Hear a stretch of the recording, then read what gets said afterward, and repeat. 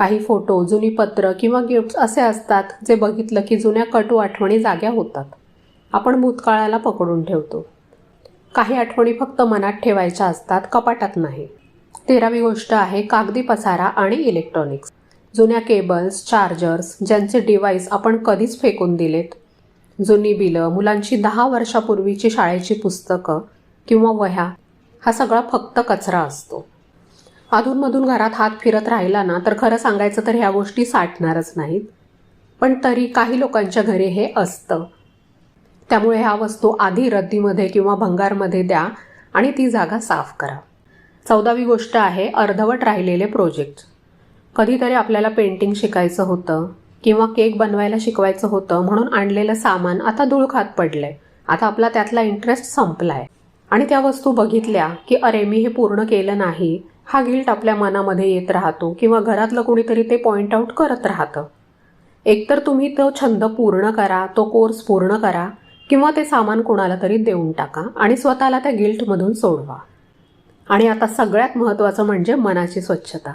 15वी गोष्ट आहे मनातलं गिल्ट आणि इतरांकडून व्हॅलिडेशन मिळण्याची अपेक्षा सोडून द्या.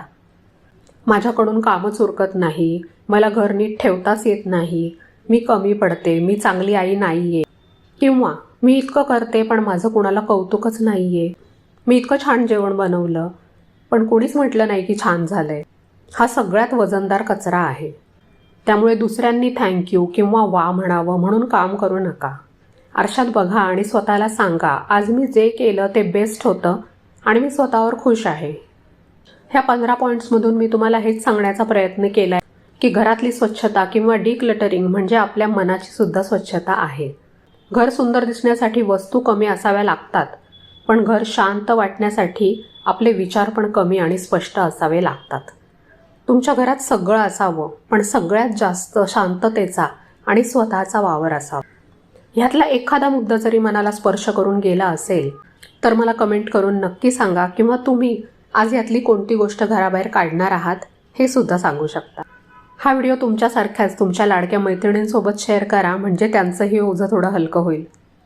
भेटूया पुढच्या व्हिडिओमध्ये तुमचं आणि माझं घर आणि मन अजून थोडं सुवर्णमय बनवण्यासाठी.